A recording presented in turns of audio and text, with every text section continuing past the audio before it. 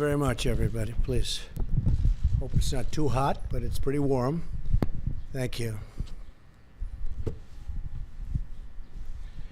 So, we've had a big day in the stock market. Things are coming back, and they're coming back very rapidly, a lot sooner than people thought. People are feeling good about our country. People are feeling good about therapeutics and possible vaccines. But we're going to go over quite a bit, and maybe at the end we'll take some questions if we have time. It's not too hot. Today I signed legislation and an executive order to hold China accountable for its oppressive actions against the people of Hong Kong. The Hong Kong Autonomy Act, which I signed this afternoon, passed unanimously through Congress. This law gives my administration powerful new tools to hold responsible the individuals and the entities involved in extinguishing Hong Kong's freedom. We've all watched what happened. Not a good situation. Their freedom's been taken away, their rights have been taken away, and with it goes Hong Kong, in my opinion, because it will no longer be able to compete with free markets. A lot of people will be leaving Hong Kong, I suspect. And we're going to do a lot more business because of it, because we just lost one competitor. It's the way it is. We lost a very, very serious competitor that we incentivized to take a lot of business and do well. And we gave them a lot of business by doing what we did. We gave them things that nobody else had the right to do. And that gave them a big edge over other markets. And because of that edge, they've done really historic business, tremendous business, far bigger than anybody would have thought years ago when we did this gift. It was really a gift to freedom. Today, I also signed an executive order ending U.S. preferential treatment for Hong Kong. Hong Kong will now be treated the same as mainland China. No special privileges, no special economic treatment, and no export of sensitive technologies. In addition to that, as you know, we're placing massive tariffs and have placed very large tariffs on China. First time that's ever happened to China. Billions of dollars have been paid to the United States, of which I've given quite a bit to the farmers and ranchers of our country because they were targeted. And that's been going on for 3 years. It's the first time anybody's ever done anything like that. And prior to the plague pouring in from China, they were having the worst years, you know, in 67 years. And I don't want them to have a bad year. I want them to have a good year. But they were taking advantage of the United States for many, many years. And that's stopping. But then the virus came in, and the world is a different place. But we're now getting back. And one of the reasons the market's doing so, it's almost at the point that it was at prior to the plague. Almost. We're getting very close.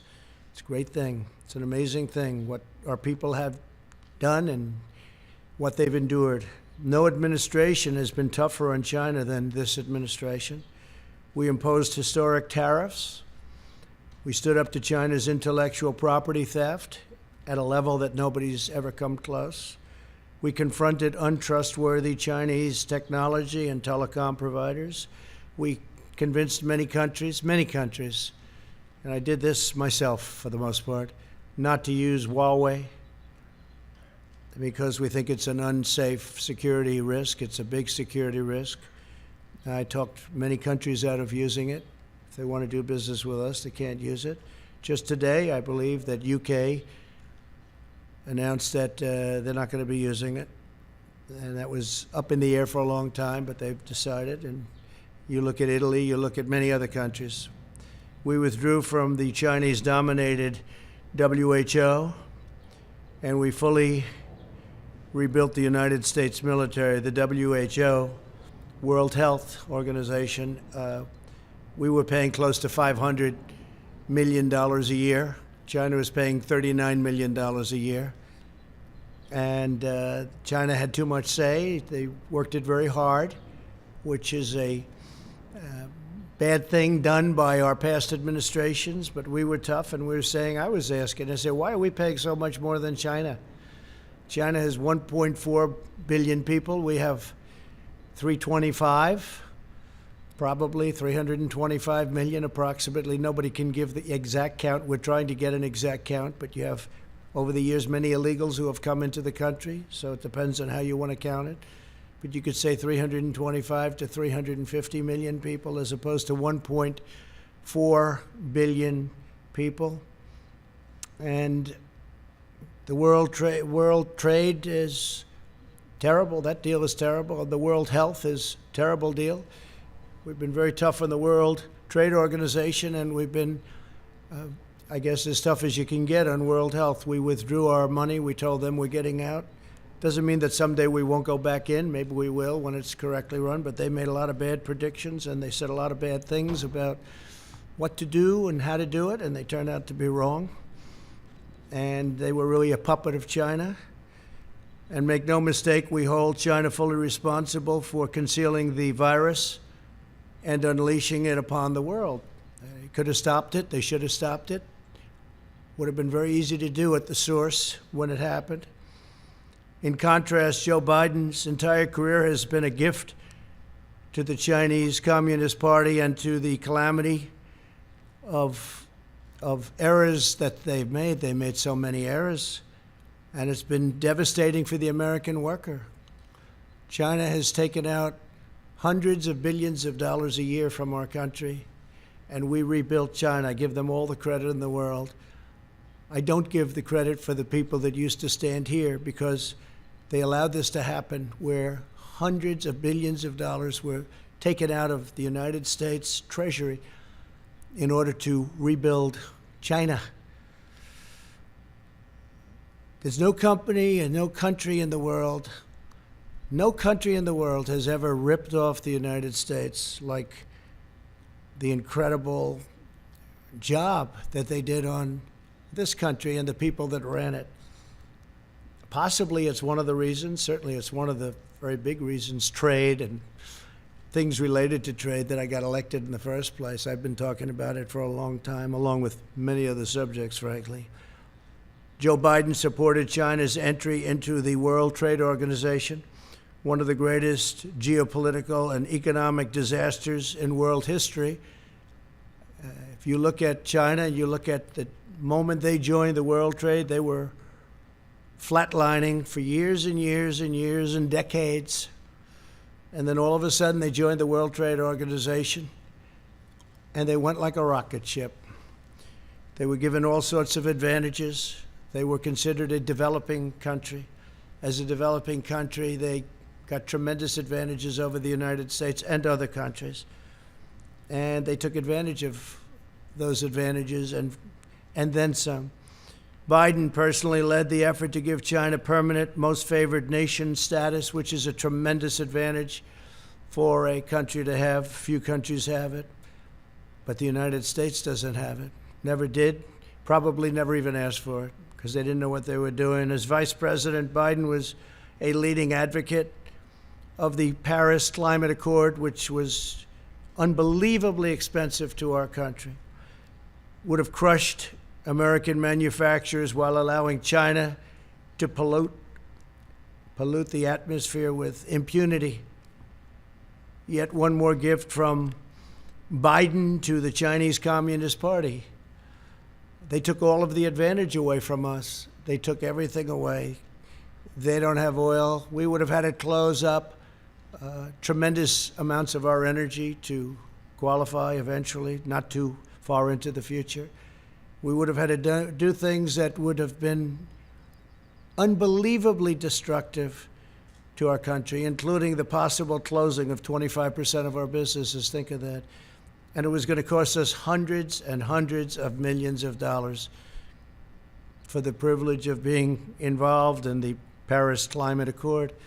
And you just have to look at what took place this year in Paris and France, where money was being sent to countries all over the world, and the people of France didn't want to take it, and they didn't, and they did a lot of rioting. They had their taxes raised. We would have had to raise our taxes, and it was a disaster. I've been given a lot of credit for what I did there. It took a certain amount of courage, I guess, because it sounds so nice, the Paris Climate Accord. but it wasn't good for us at all. America lost nearly 10,000 factories while Joe Biden was vice president. Think of that, 10,000 factories. He wrote something today, and he made a statement today that I wrote down, pretty accurate. So Biden was here for 47 years, 8 years, the last 8 years, not long ago, as vice president. He said, 1 in 5 miles of our highways are still in poor condition. Well, we're doing a good job on highways, but why didn't he fix them 3 years ago? Why didn't he fix them? Tens of thousands of bridges are in disrepair and on the verge of collapse. Well, it's probably not a right number, but we have bridges that should have been fixed. Why didn't he fix them? He was there for 8 years with President Obama. Why didn't they fix them?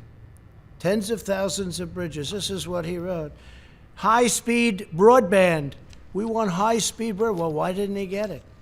3 years ago is not a long time. And he didn't do any of the things, but now he says he's going to be president. And as president, he's going to do all the things that he didn't do. He never did anything except make very bad decisions, especially on foreign policy. So Joe Biden and President Obama freely allowed China to pillage our factories, plunder our communities, and steal our most precious secrets.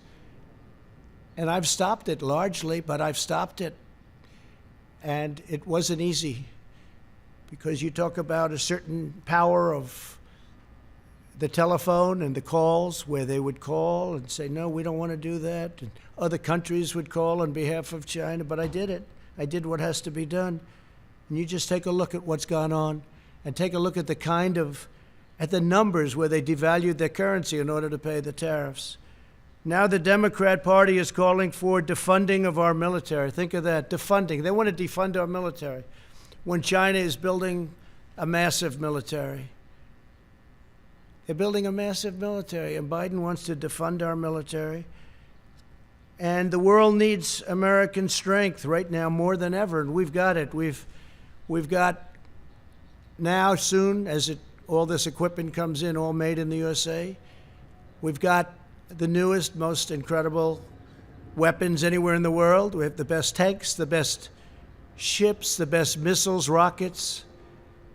We have the best of everything. We have the best fighter jets, the F-35, the F-18.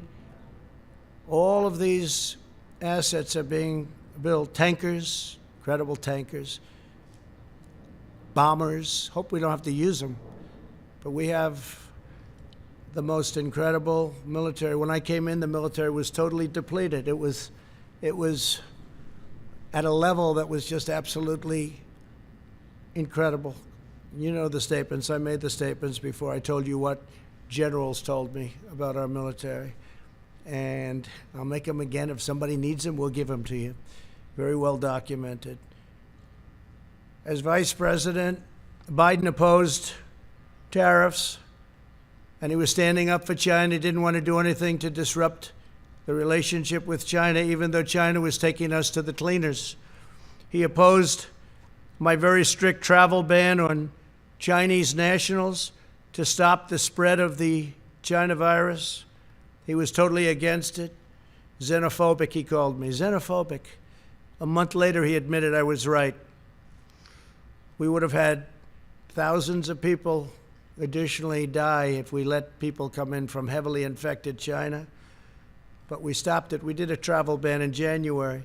Nancy Pelosi was dancing in the streets of Chinatown in San Francisco a month later, and even later than that.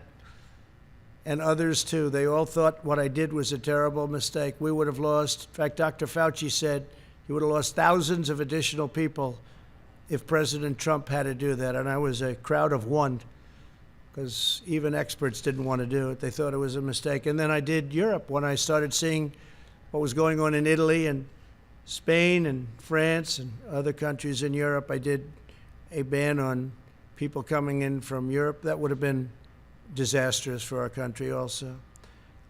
And we saved tens of thousands of lives, but we actually saved millions of lives by closing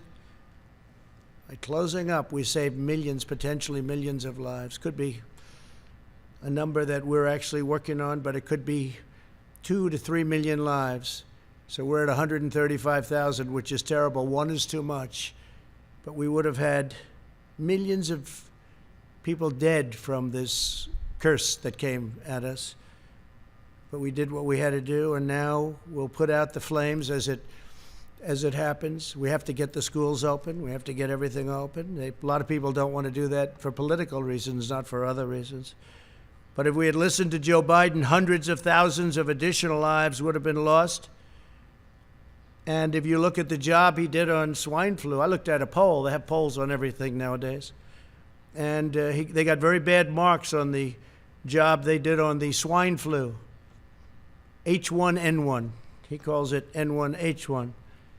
H1N1. Got very poor marks from Gallup on the job they did on swine flu. And they stopped very early on testing. They totally stopped it. They just said stop.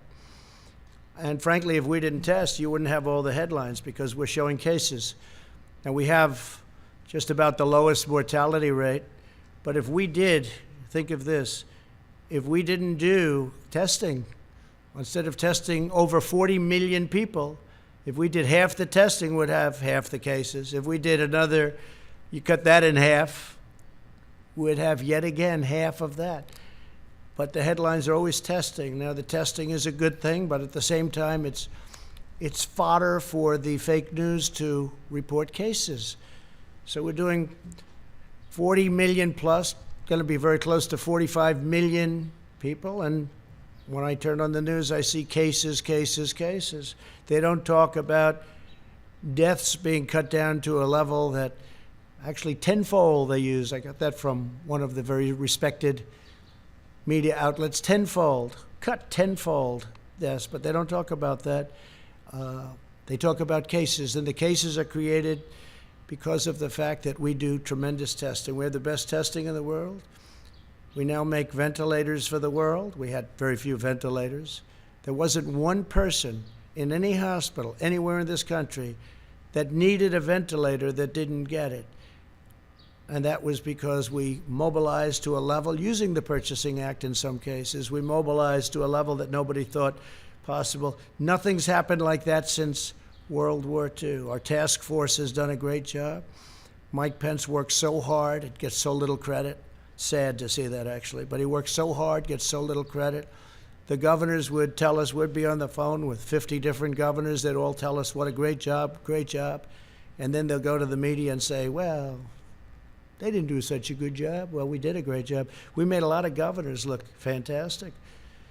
We did in New York. What we did in New York was one of the most incredible things. 2,800 bed in Javits Center, but the governor used very few of them, unfortunately. Then we moved in our great hospital ship, one of our two great. We moved one also to Los Angeles.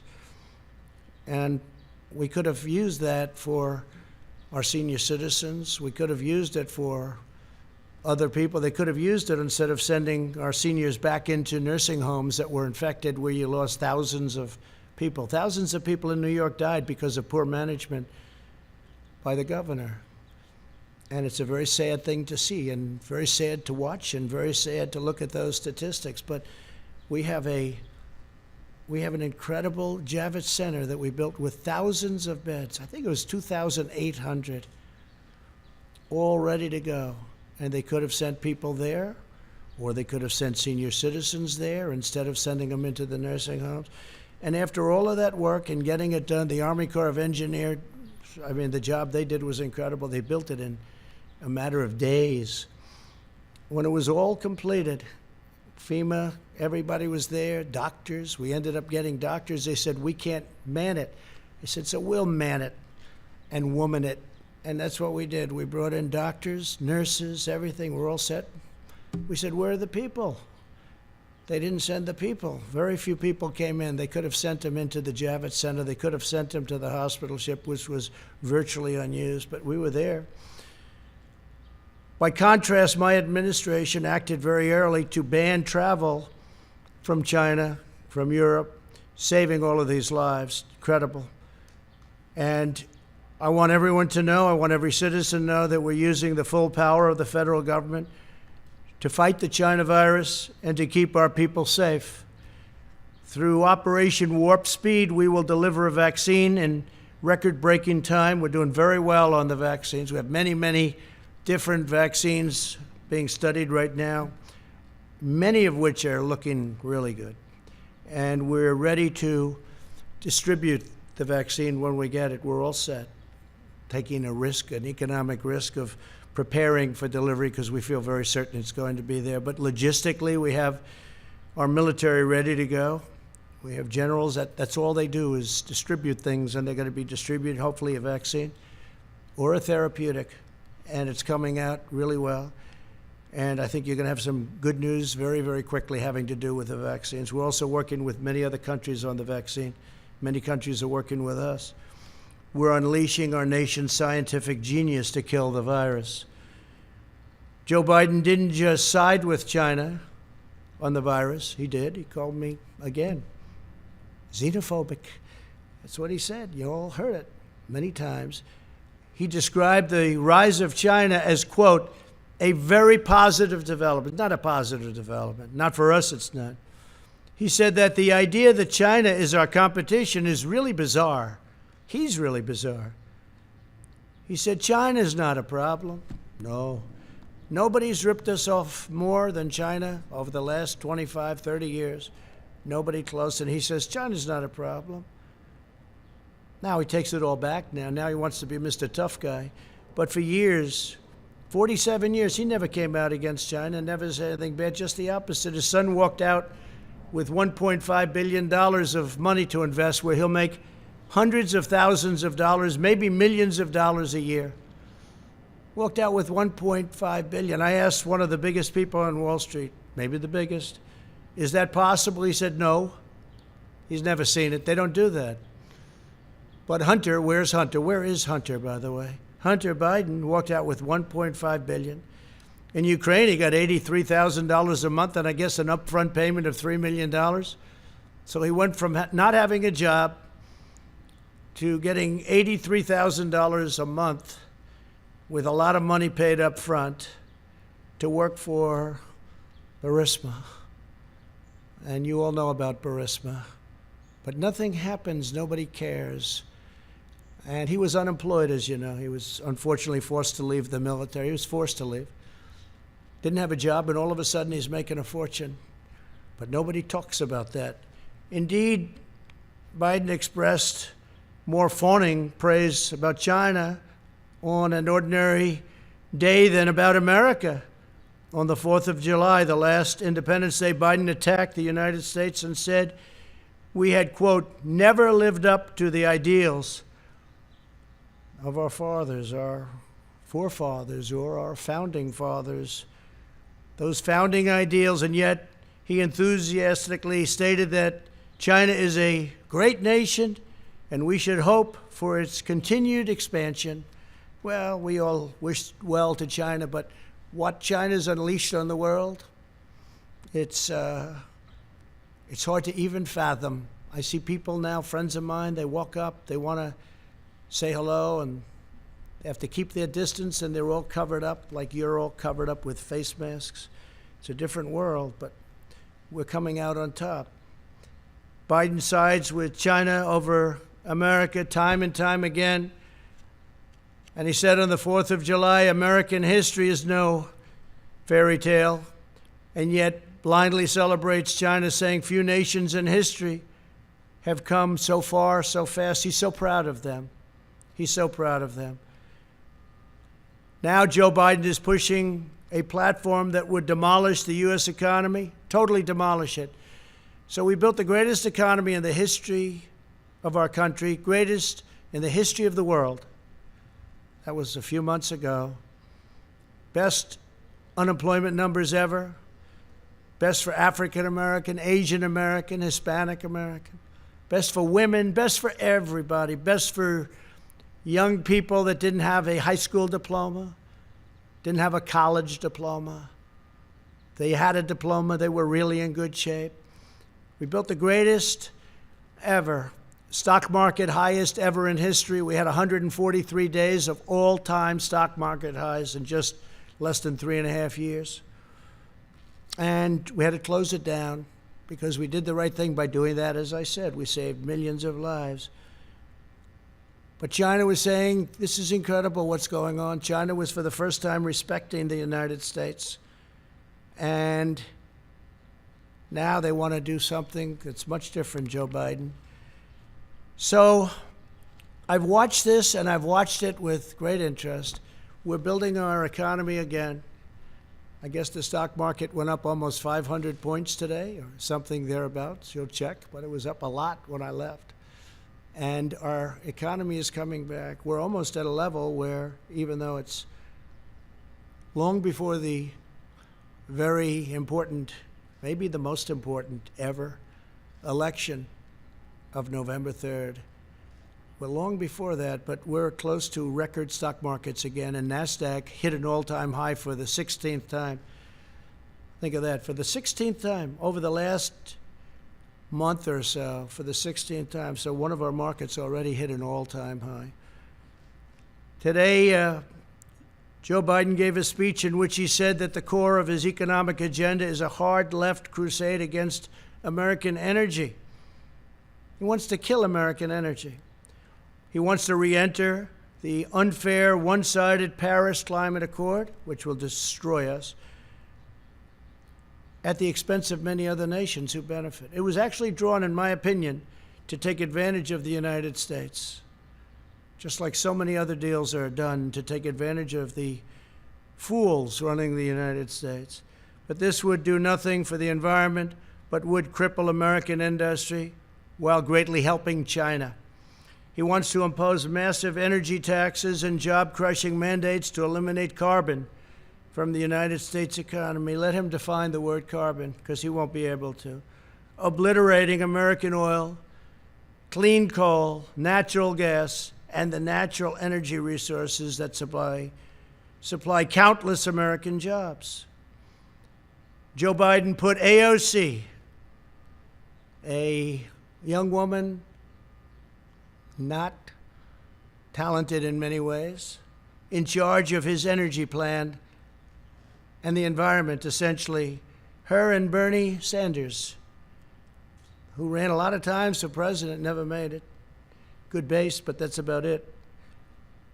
In other words, he wants to impose the Green New Deal on our country. When I first saw the Green New Deal, I thought it was a joke.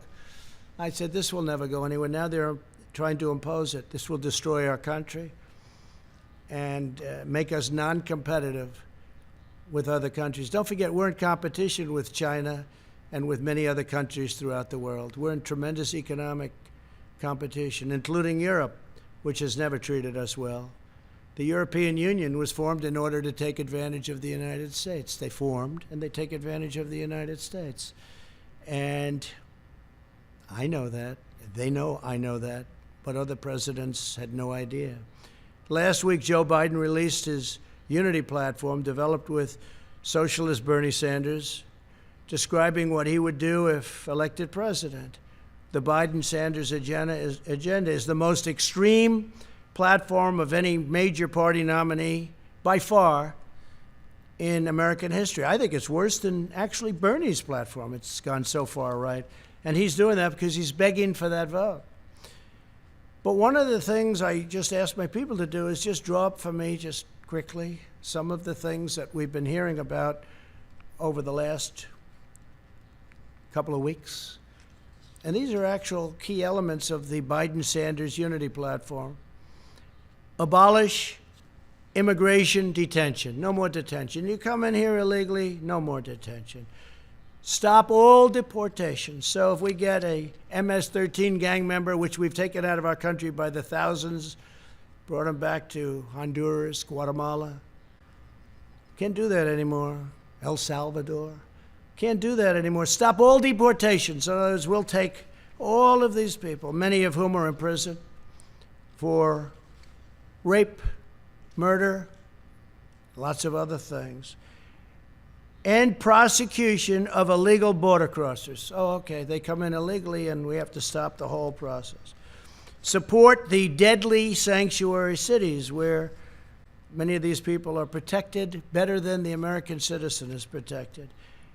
incentivize illegal alien child smuggling. Give it an incentive. Because if you look at what they're saying, that's exactly what they do.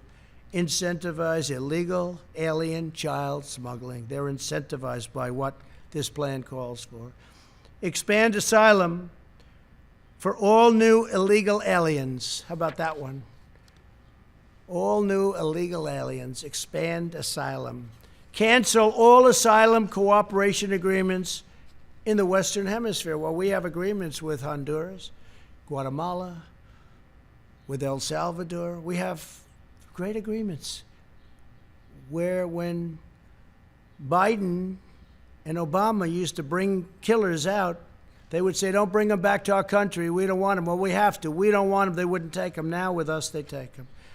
Someday I'll tell you why. Someday I'll tell you why. But they take them, and they take them very gladly.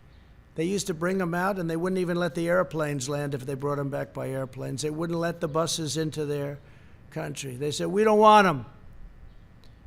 I said, no, but they entered our country illegally, and they're murderers, they're killers in some cases. And they said, nope, we don't want them. They'd turn the bus around, they'd turn the plane around, and they'd land in the United States, and who knows what happened to them. But it wasn't good. Taxpayer-funded lawyers will be given to all illegal aliens. So we're going to pay now for the lawyers' lobby, and we're going to give all illegal aliens taxpayer-funded lawyers. How does that sound? Pretty good?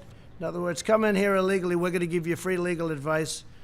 We'll take you up to the Supreme Court as much as possible. Abolish immigration enforcement against illegal workers. Think of that. Abolish immigration enforcement. They're going to abolish immigration enforcement.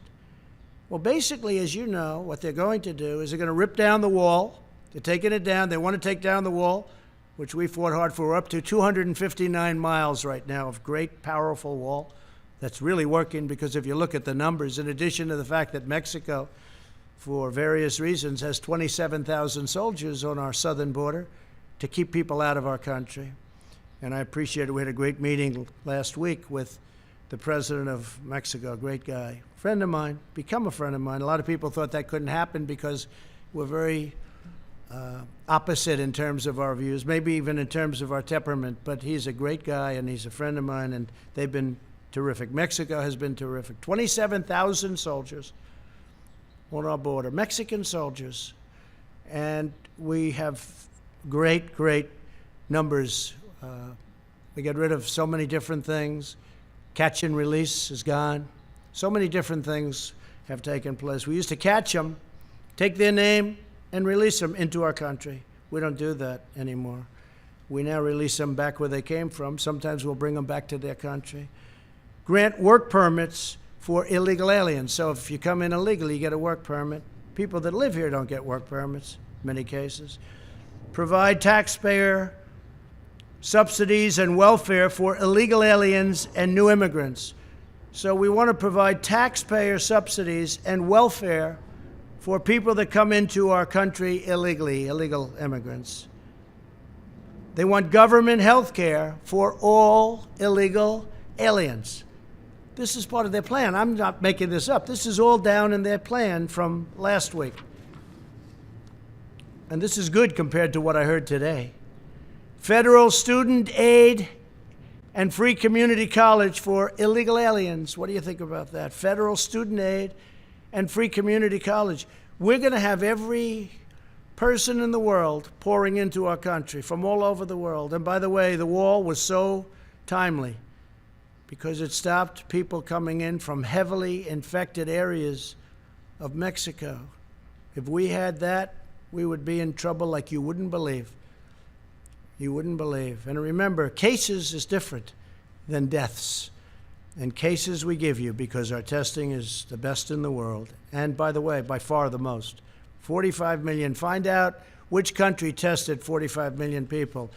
If China, if Russia, if India tested 45 million people, or if they did tests like we did, check out how many cases they'd have.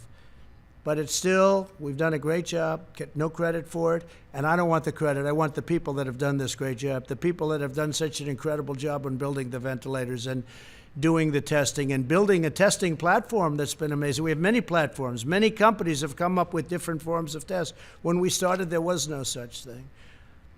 Sign new immigrants up for welfare immediately. This is Joe Biden. So they walk off and they come in and they put a foot into our land, and we sign up new immigrants up for welfare. We sign them up immediately. They get welfare benefits. United States citizens don't get what they're looking to give illegal immigrants. Think of that. Sign up. It's hard to believe I'm even reading that. New immigrants for welfare immediately. Not to mention the cost of this, which is incalculable. The cost of this is so crazy. End requirement for immigrant self-sufficiency and maximize their welfare. Now, this is us writing this. Who's not coming to the United States? Every person from South America is going to pour in. Every person from other countries, they're going to be pouring in. End requirement, think of that, for immigrant self-sufficiency. And remember to maximize welfare. So we're giving a maximum. Then we have massively expand immigration during a global pandemic, taking jobs from unemployed Americans. End all travel bans, including from jihadist regions. So now we have travel bans. A lot of you said I didn't get the travel ban, and you were wrong. We got the travel ban. We lost in the Ninth Circuit. We lost again in the Ninth Circuit, and then we won in the Supreme Court. We have a very strong travel ban. And we don't want people that are going to come in and blow up our cities, do things. And frankly, with the liberal Democrats running the cities that we do have, where they do have problems, maybe they wouldn't mind, but I would mind, and the people of this country mind. So listen to this. End all travel bans. He's talking about the ban that I won, that everybody said I didn't win. They said I didn't win because in the lower court we lost, that we lost in the appellate division, and then we won in the Supreme Court. So he said he lost, and they're right at the lower level. But in the meantime, we won in the Supreme Court. So it's in effect, but they didn't say that. They said he lost, which again is fake news, but that's the way they do it. So end all travel bans, including from jihadist regions, they specify that. Grant mass amnesty. Everybody gets amnesty, mass amnesty. Think of that. And this is create a roadmap to citizenship for massive, massive numbers. And we're not talking about DACA, because I'm going to take care of DACA much better than the Democrats did. The Democrats had their chance, and they blew it.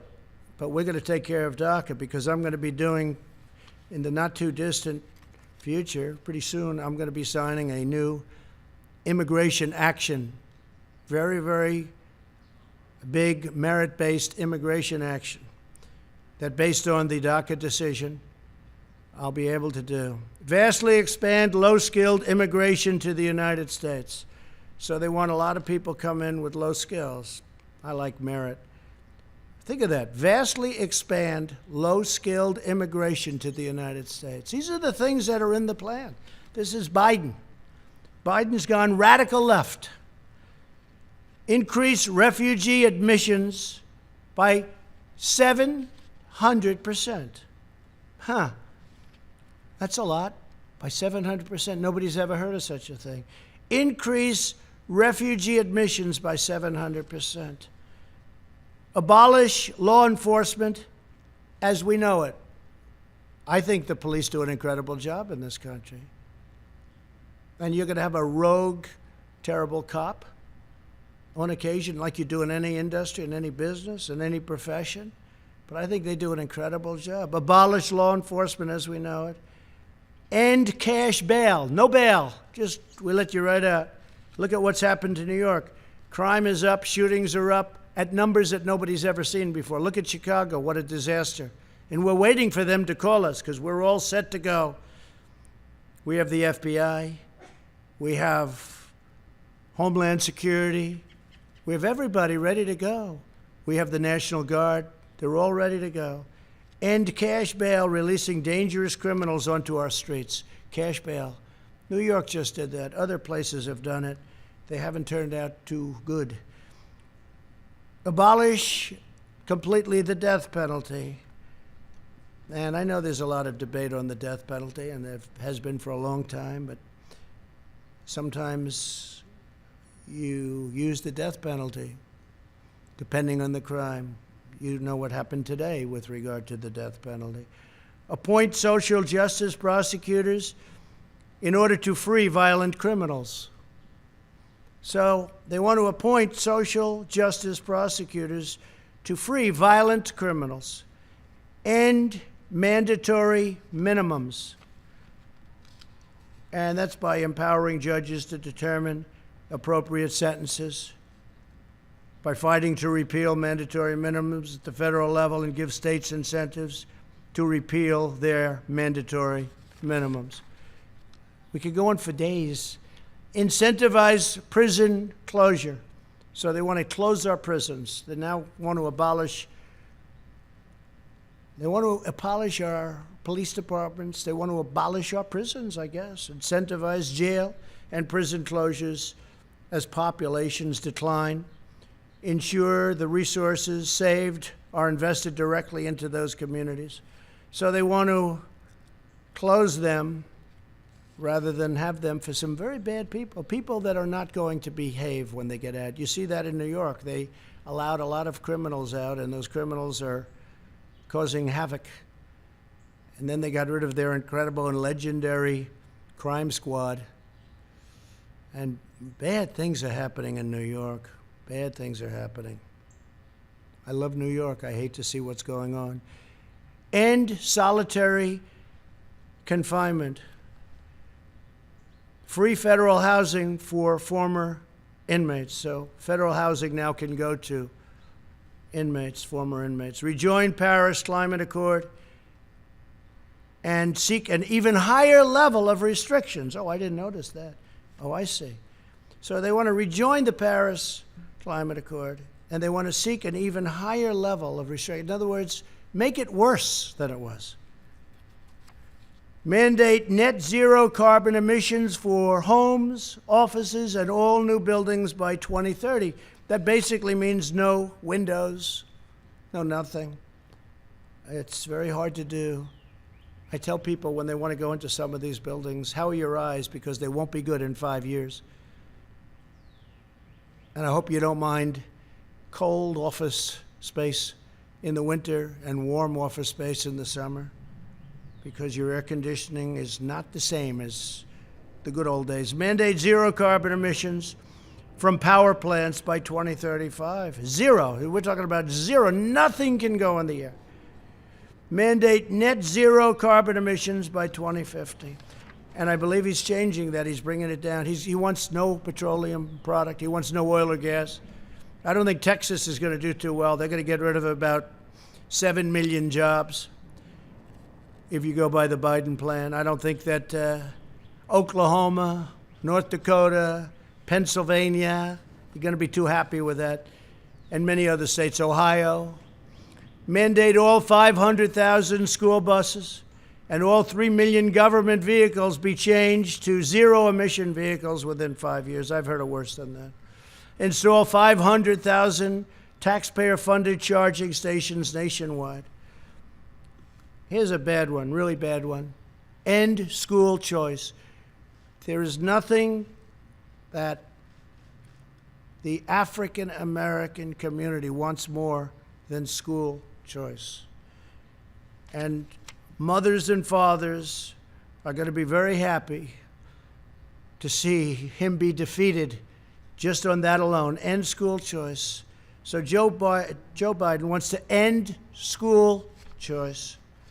End tax credit scholarships serving disadvantaged students in 26 states.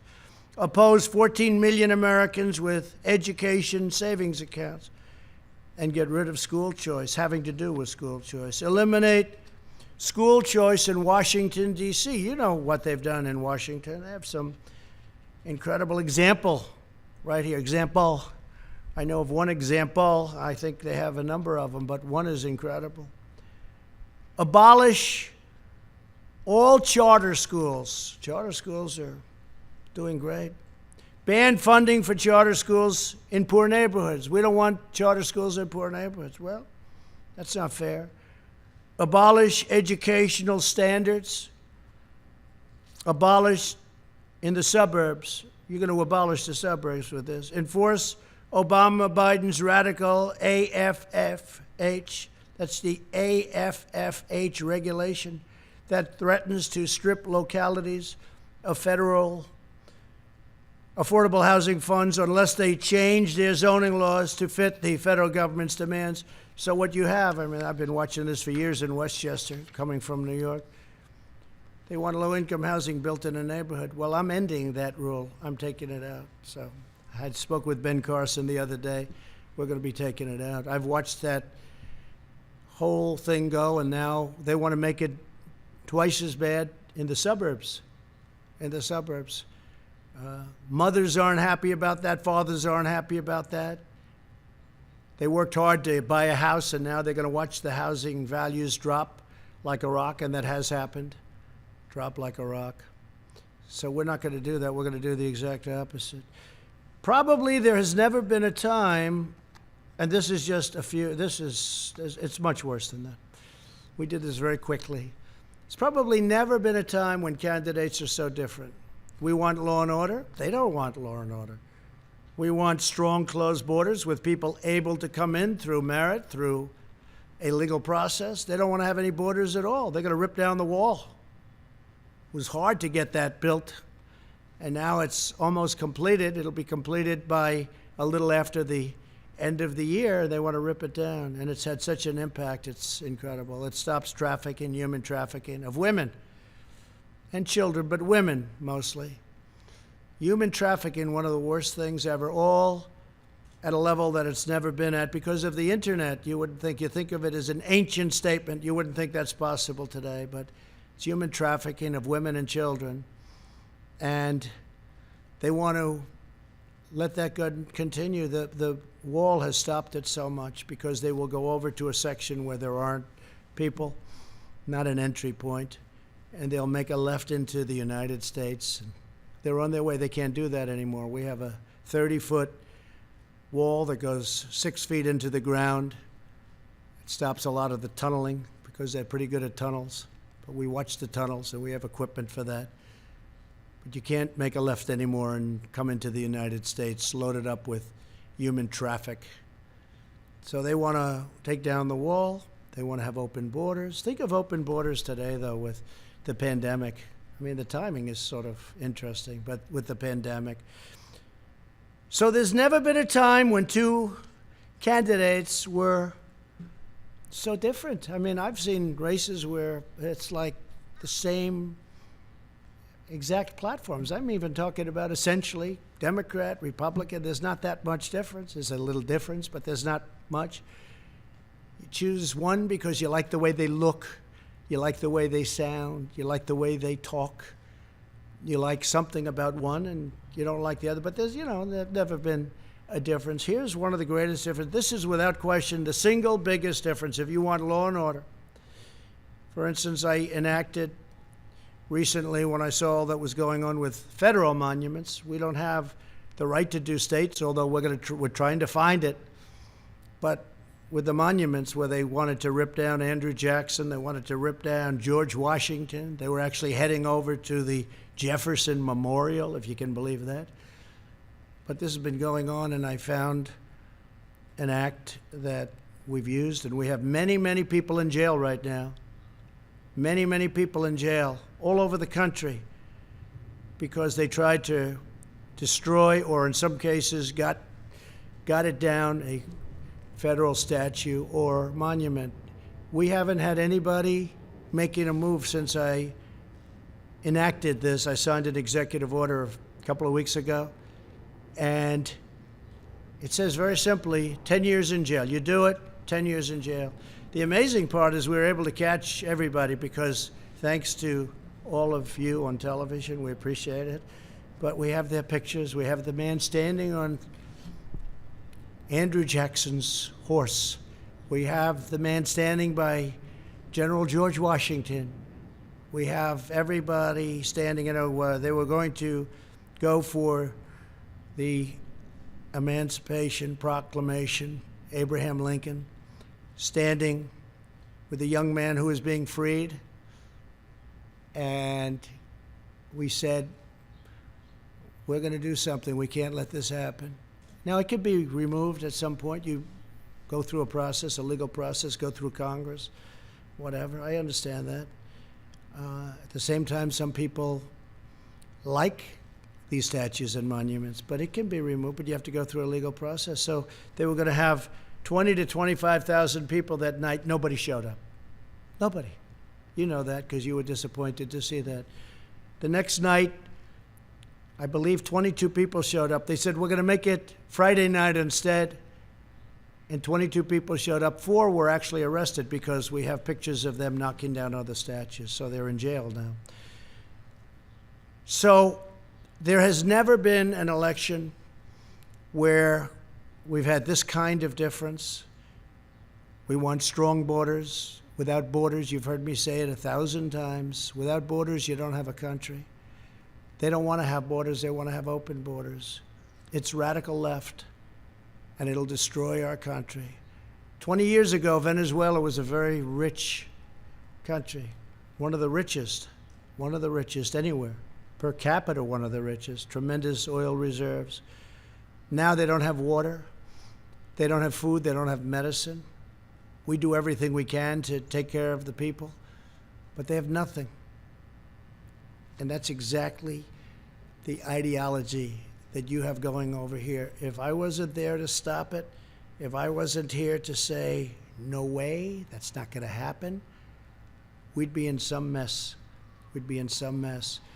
And Pelosi and Schumer and Bernie and Joe, they'll never stop it. They don't have the power, the strength to stop it. It's beyond them. But we do. So there's never been a time like this where you've had an election of people so different. Okay, a couple of questions. Yeah, please, go ahead. Sir, you just spent the better part of an hour explaining why Americans should choose you and not your opponent. Yesterday you said on Twitter, be careful what you wish for. I guess the question is, do you see yourself as the underdog in this race? Do you see yourself losing in the fall? No, I don't. I think we have really good poll numbers. They're not suppression polls, they're real polls. You look at the intercoastal in Florida, you look at the lakes, you see thousands of boats with Trump signs, American signs. You've got the Trump Pence sign all over. You look at what's going on. You look at bikers for miles and miles riding up highways proudly with their signs. Look, we won a race where it was the same thing, 2016. We had polls that were fake. They turned out to be fake. Not all. A couple of them got it right. 3 of them, to be exact. 3 of them. One of them was unsuspecting. But they got it right. They were very proud of it. But we had in 2016 something even more so, but we got in, and we had 306 to, I guess, 223, which was a tremendous margin of difference. You remember, they all said he cannot get to 270. I went to Maine a number of times where we just freed up lobster fishing and fishing. They took away 5,000 square miles from Maine. I just opened it up. And I just got rid of tariffs in China. And we're working on European Union, which charge our fishermen tariffs. And I said, you're not going to do that. So we freed it up for Maine. But if you take a look, we went up there recently. There were crowds, thousands of people lined up going over to a factory where we were opening up for. We're making swabs, a beautiful big new factory making swabs. I think that the enthusiasm now is greater, and maybe far greater than it was in 2016.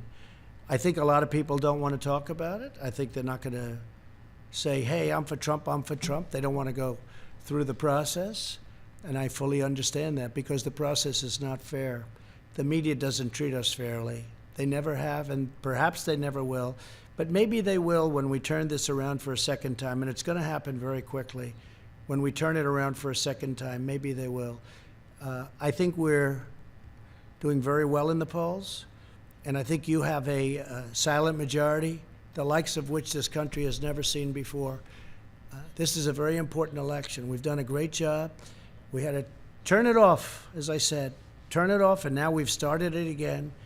As you know, they announced 2 weeks ago record job numbers, almost 5 million people.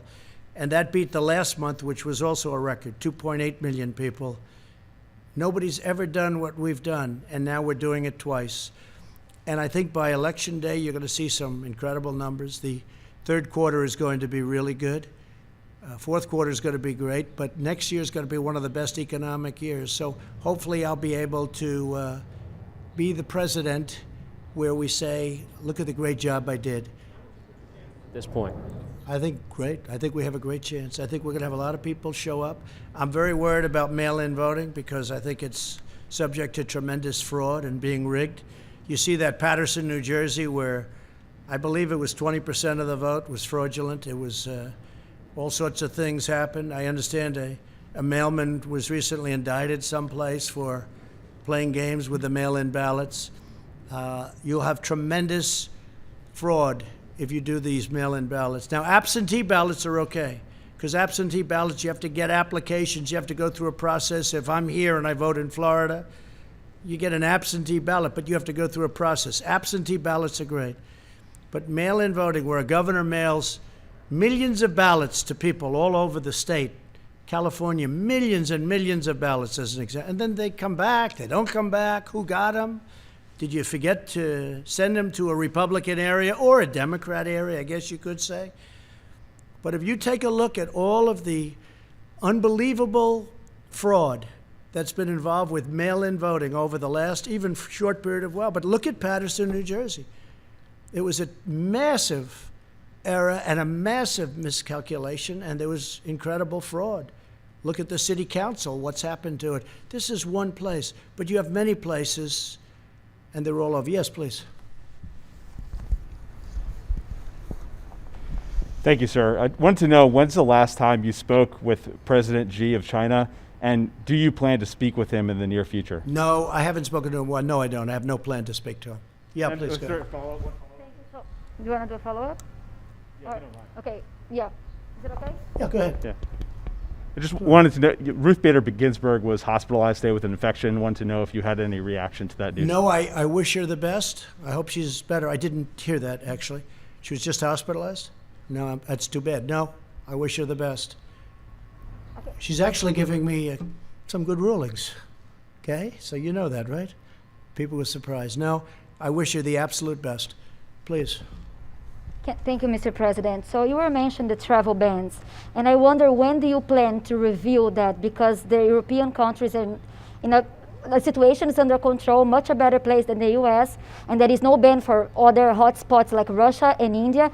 So what will be the criteria to change that? And another question. Well, you know, we've banned for Europe, and at some point that'll come off, and we're dealing with them all the time. The relationship's very good. They just don't treat us very well on trade. They have been very unfair to us over many, many decades, and we're doing that. It's very easy to solve. I was all set to solve it, actually, and then we got hit with the plague. But we have a travel ban on various countries, and that travel ban remains until such time as we say it doesn't remain. And we want our country safe. We don't, unlike Biden, we don't want to have criminals pouring into our country. We don't want to have open borders. We're not going to have that. And we want to take care of our police. We want to actually fund our police, not defund them. And we're not going to abolish our police, and we're not going to make our military small and weak, because probably, or at least at top of the level, we need our military right now. Yeah, go ahead, please. So how do you think that the America First policy can work during a pandemic? Aren't you concerned that this could actually damage the U.S. and make China more influence around the world? Okay, look. My policy is America first. We've lost hundreds of billions of dollars a year with China and many other countries. And what we're doing is just handing everybody everything. It's just sad. I've watched it. I've looked at it. We did the U.S.-Mexico. You saw that, USMCA. We made a very fair deal on trade. We had the worst deal ever, right? You know that. We had the worst deal ever, and it replaced that horrible NAFTA deal that was one of the worst trade deals ever made. I'll tell you, the only deal that might be worse is the WTO, World Trade Organization. Maybe worse. OAN, please. Thank you, Mr. President. Your administration has taken tangible steps to ensure that Chinese companies are not taking advantage of our U.S. stock markets, our trade.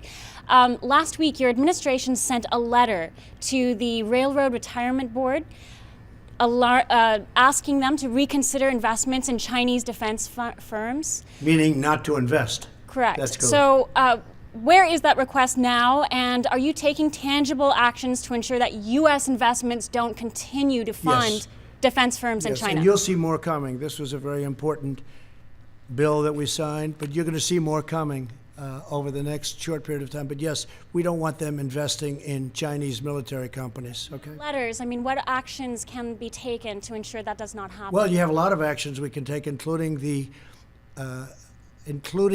increase. You know, right now people don't know China's paying a lot of tariffs. We made a China deal, and they bought just, I think, the third highest amount of corn ever in world history. They just bought from us the highest amount, which is great for our farmers. But I view it differently than I did before I made the deal. When I made the deal, I thought this was a great deal. After what happened to us, what happened to the world coming from China, I view it much differently. But we can impose massive tariffs on China if we want, and other countries if we want. And we'll see. We just want to be treated fairly. We want a level playing field. Our farmers were never treated properly by anybody, and they were targeted by China. You know, I paid our farmers $28 billion over a 2-year period because they were targeted to that amount of money, to that exact amount of money, 28. It was 16 billion, and it was 12 billion, 28 over a 2-year period. And we gave $28 billion to our farmers. That's why they're all here. And now they're doing very well. Our farmers are doing very well because we made really great trade deals. USMCA just kicked in.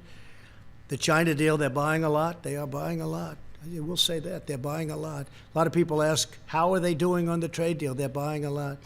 So I want to thank everybody, and we'll be having these conferences. Again, we're going to be signing an immigration act very soon. It's going to be based on merit.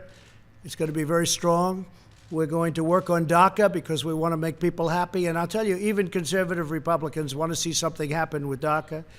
The Democrats had their chance for 3 years to do something with DACA, and they always turned it down. They always turned it down. They used it as politics. I'm using it to get something done. But we'll be signing a very powerful immigration act. It'll be great. It'll be merit-based. The country's tried to get it for 25 or 30 years. It'll be strong on the border, but you'll come in legally, and you'll be able to come in legally. And very importantly, we'll be taking care of people from DACA in a very Republican way. Republicans, I've spoken to many Republicans, and some would like to leave it out, but really they understand that it's the right thing to do. So we're going to be taking care of DACA. We will be doing for DACA what the Democrats had a chance to do, and they never did it, okay? Thank you all very much.